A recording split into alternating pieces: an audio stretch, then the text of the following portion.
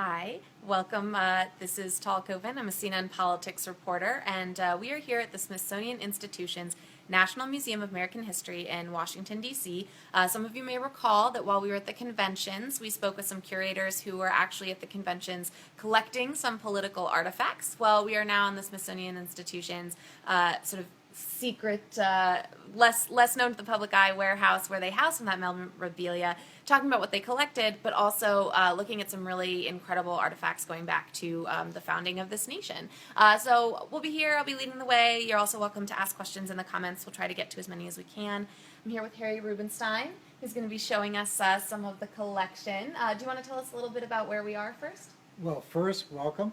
Thank you. We're in the principal storage area for the Division of Political History. So in this room, there's about 130,000 objects that go all the way back to colonial time to, as you can see on the table, and we'll be showing you, from the current campaign.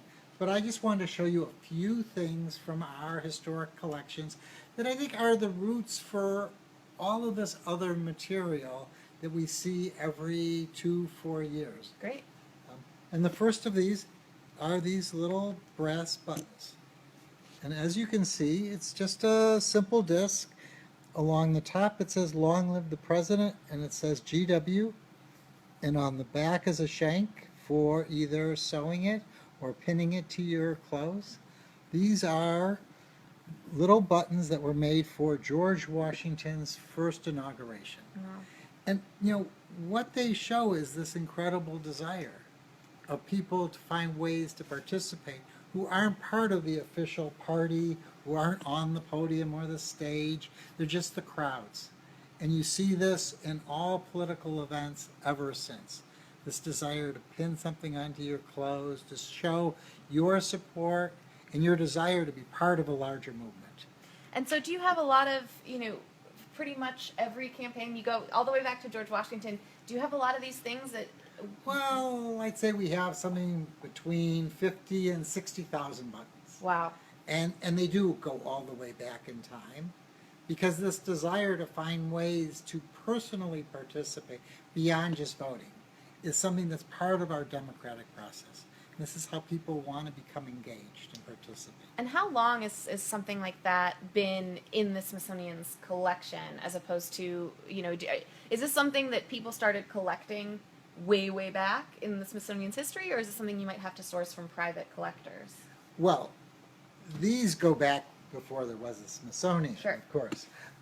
But, people keep these things the way that people who are politically active today, have a small shoebox full of their little memorabilia for all the campaigns that they participated in, gets passed down from parent to child and gets built up. The Smithsonian has begun collecting campaign material as early as the 1880s, Wow. but really didn't take this in a sort of active way until the 1960s. And what might be the most sort of rare or valuable thing you guys have? You don't necessarily need to show it to us, but what in this room is particularly special? Well, we have some national treasures. On view downstairs is the writing box that Thomas Jefferson used to draft the Declaration of Independence. I mean, that's sort of like the most significant of all of our objects related to American democracy. We have things related to various presidents. We have the high hat that Abraham Lincoln wore to Ford's Theater, also on view downstairs. And then we have some campaign things. And you could sort of say that many other campaigns in American history draw their inspiration from the 1840s log cabin campaign of William Henry Harrison. Okay. This is from 1840, and the origin of this campaign is that Harrison was running as a Whig, and his opponents, who were Democrats, said William Henry Harrison was so lazy he'd be happy to retire from the race and spend his days in a log cabin drinking hard cider. So, rather than taking that as a critique, they embraced it as a symbol. Huh. And they built little log cabins across the country. They made and sold little log cabin china for their supporters. They published log cabin newspapers. Wow. And it was all to sort of embrace the simple idea that he was the candidate of the common person. That his opponent, Van Buren, was the candidate of mansions and Madeira wine, and they were going to be the party of the common man, of log cabins and hard cider. And you can see that in every campaign since, this desire to find simple symbols to represent the larger cause, the campaign, the personality. And so, it's followed up by Abraham Lincoln, becomes the rail-splitting candidate, turning this Illinois lawyer into a common man as well. And you can see the same thing in the Donald Trump cap. The golf cap with Let's Make America Great Again. This kind of simple symbolism is also what propels campaigns. So I think between these two sets of objects, you can trace American campaign history. Sure. And this desire to participate in meaningful ways, the idea of creating iconic objects to symbolize your campaign has a deep root. And in some ways you can see which ones are successful or not, whether they inspire this kind of activity. And I understand you didn't this year, but you have been the one at the conventions many, many times, sort of snatching things or saying, I want that when you're done. Do you ever see anything that sort of feels new, or do you often see everything through this historical lens of, oh, that reminds me of this predecessor to that? It's a combination of the two. There's always something new. Often it's new technology, like Facebook Sure. and the internet, in which all of a sudden you see how people are communicating in different ways. And you see this sort of same desire to do these things in the conventions, which are to rally people's support through the signs, the buttons, the funny hats, and everything else, to build this kind of excitement for a candidate and to unify the party to go forward. And you see these contested, because conventions are about these contested causes and issues and candidates, and you see that tension as well. And it's expressed through all different kinds of ways. What I love about all of this kind of material is again, this is the material that people who aren't on the podium have to express their activism and their engagement in this democratic process. Sure. Well, speaking of the most recent conventions, let's take a look at what some of what was collected, and we're also here with John Grinspan and Lisa Kathleen Grady, who were the ones on the floor collecting some of this stuff. And I see right away we have buttons. So what's old is new again. And can you tell me a little bit about the tags that you put on these and how you guys, once you get back, how you go about cataloging and adding this to your collection? Well, right now these are tagged just as an aid to my memory to say where we got the button, from whom we got the button. Sometimes it'll say what day of the campaign or the convention we got the button, what delegation, what the person was thinking, where they were from. And what will happen to these is when this is all over, this will all go down to what we call our objects processing facility and be formally accessioned into the collection.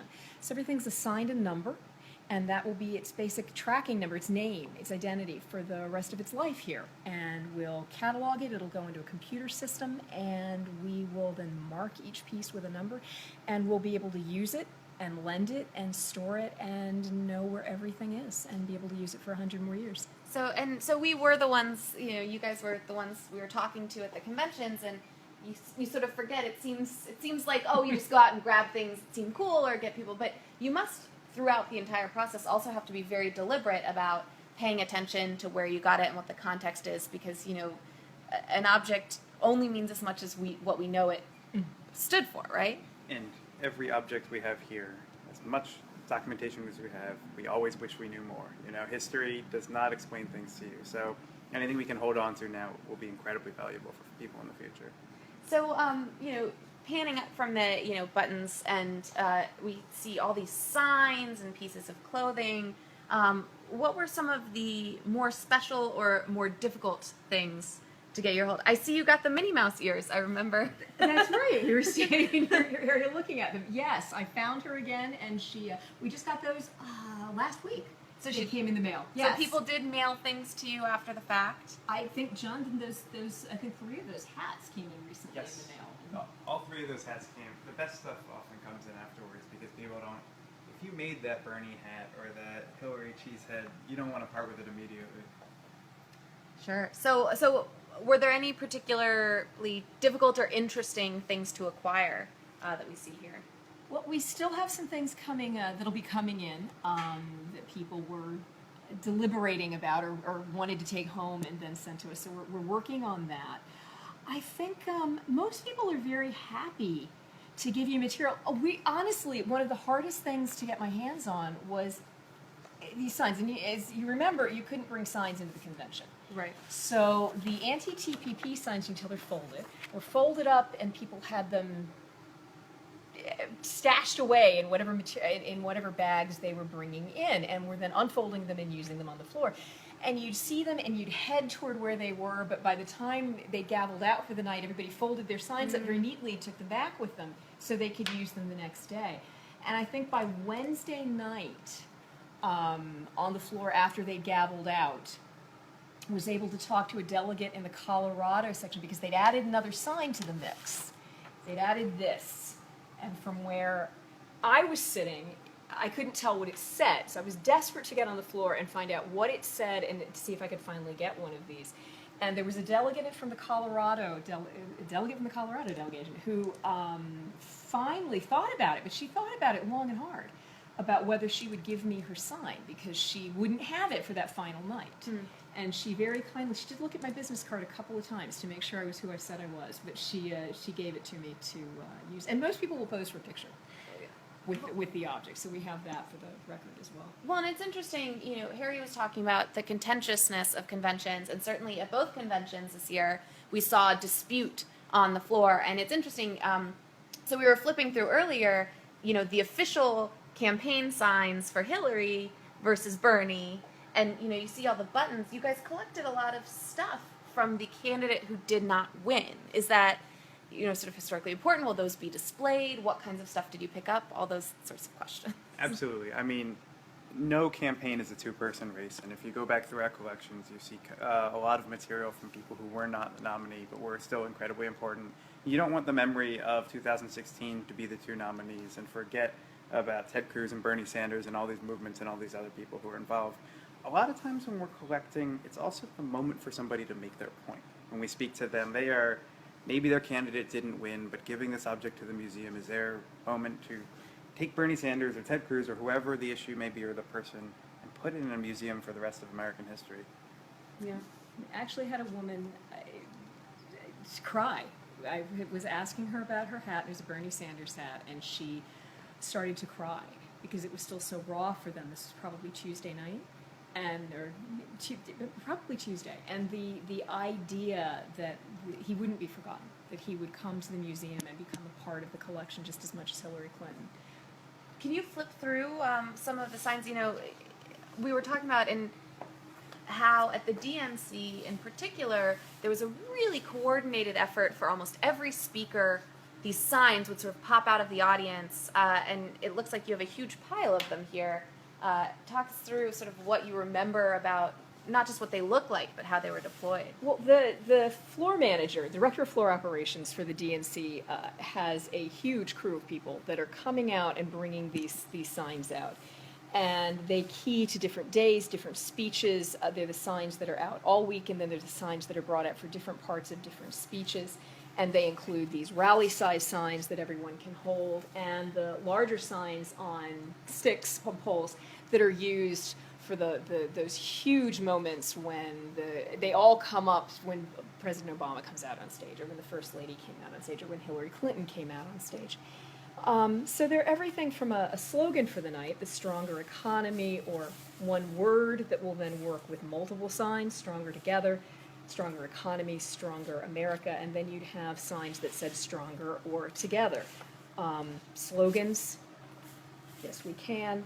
Signs that particularly talk about the candidate, from the different versions of the Hillary H to Changemaker, to a sign that came out the night she was nominated, history. to mark this moment that the first woman became the nominee of a major party. And of course, the Sanders signs, which moved from the classic sign used by the Sanders delegates to Bernie and the bird, but in the topography of the Clinton campaign. So, an incorporation. And as we move, sort of we'll move to a corollary from the Republican convention, because there's a lot of material from there too. We actually have someone on Facebook wondering if you have Kasich stuff. And I know we were looking in one of the drawers where some of these signs will live, and I saw some Ben Carson signs in there. So it's not just conventions, right? You guys have been collecting throughout the primaries as well, but we're looking at some of the conventions. You're looking at the conventions, but we were in Ohio and New Hampshire.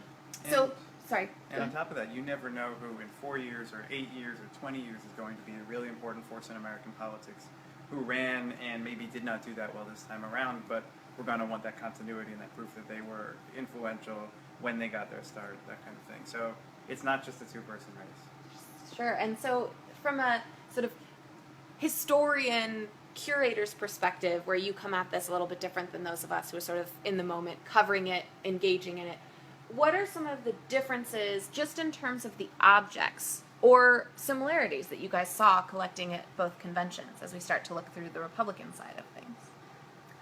I would say, for one thing, often the Democratic appeals work for the big tent kind of argument that let's see veterans for Hillary, kind of this accumulated mass of different populations, where there's a little more sense of cohesion on the Republican side, and it's a little more, at least in the branding and the messaging, united, supported Republicans in Trump. And did we see the signs deployed in sort of similar ways? Was collecting the signs a different proposition at either convention? Collecting the signs is always a matter of being able to, as they come out on the floor, being able to get a set as they're being distributed for use. They come out at different times. The Republicans have fewer signs, and they're used for longer throughout the night. They're not quite as choreographed as the signs used by the Democrats. But they both use them for that effect, for people to be able to participate, hold their sign and wave their sign, and use the sign that they want at different points in time. It's interesting to see who uses which signs when. But they're also made for that television moment. Mm-hmm. So part of this is so that you see this array of signs on the TV screen that speak to a message, that speak to unity. And it's something that was used by, certainly, and the DNC was used by Sanders supporters who would take the signs and alter them. Mm-hmm. With either Bernie stickers, or in a couple of instances were cutting, I don't know how they did it, because you don't have scissors and scotch tape on that floor, but they were taking signs apart and putting them back together in different ways, or working through them with markers. So love Trump's hate became Bernie Trump's hate, or other slogans. And over here we have these delegation signs, so of course these were used as sign markers so delegations knew where to sit, and then at the end of the night you actually would see people climbing up the poles, taking them down, the entire delegation would sign them, and I assumed they would go back to, sort of Colorado GOP headquarters. But tell us about acquiring this one, and why in particular, going back to contested, feelings at conventions, why this delegation was really interesting at the RNC. Well, Colorado obviously was a moment of drama on the floor at the RNC. They walked out during the roll call. We were not present. Actually, we were at another. We were on another space working, and so we missed that moment. We saw it on television. And when we were on the floor the next night, just happened, we were thinking about what signs. We always try and take back a couple of delegation signs that are particular for that event, either the candidate or something particular, something interesting that went on. And I happened to pass the Colorado delegation chair, and so asked if it might be possible that we could have the Colorado sign as one of the stories of the convention. And they were just absolutely lovely, said we would absolutely be able to have it. They guarded it for us throughout, because these are very popular souvenirs. Yeah. Guarded it through the convention, signed it for us, got it down, and helped us get it out, literally helped us get it out of the building so that we could, so I'm carrying Colorado and John is carrying Indiana, and we made it back to the car. Wow. With the help of a pedicab. With a pedicab for part of the road. Now, what was interesting is you'd pass other people who were taking signs out as souvenirs. It was like a small club. Everyone would acknowledge each other that you two were taking a sign out. And it's funny, I just noticed a Right Ralph Nader item in the background. Are you guys planning in any way to collect stuff for the Libertarian and Green Party tickets? We will be collecting signs for the Libertarian and Green campaigns. Will be part of this. What will be displayed in the exhibit downstairs? If you've noticed downstairs on the first floor, there's a small display of old voting machines and ballot boxes. And during the primaries, up until the conventions, it had the signs of all the people who were running, rally signs for everyone who was running. It will be replaced with signs showing who's making that final push to November, and who will be displayed is always calculated on a polling percentage. Okay. And so, obviously, this is just from this convention a pretty substantial collection.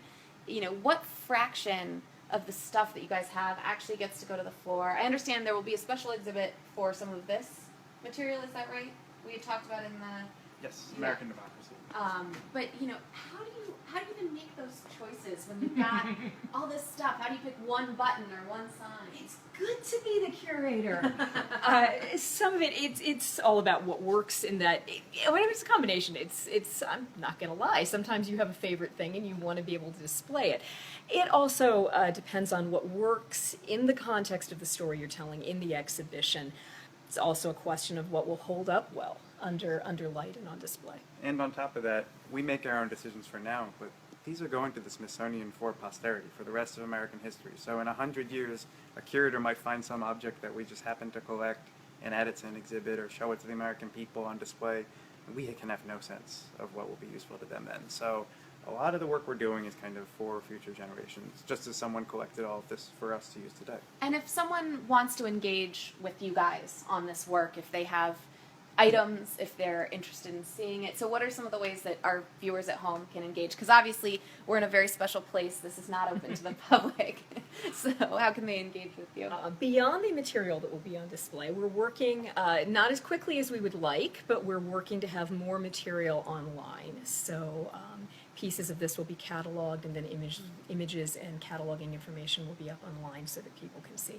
We also use it at various points there'll be a website for the exhibit. We do blogs that talk about particular objects. So it's used in varying places, and depending upon where you're living, we lend things to museums all over the country, all over the world. So it may be that you'll go to an exhibit at your local museum and you'll find pieces on loan from the Smithsonian Institution in the show that you see. Great. Well, thank you so much to John and Lisa, Kathleen, and Harry, who went to work on very important stuff, I'm sure. And thanks to all of you for watching from CNN Politics. Have a great day.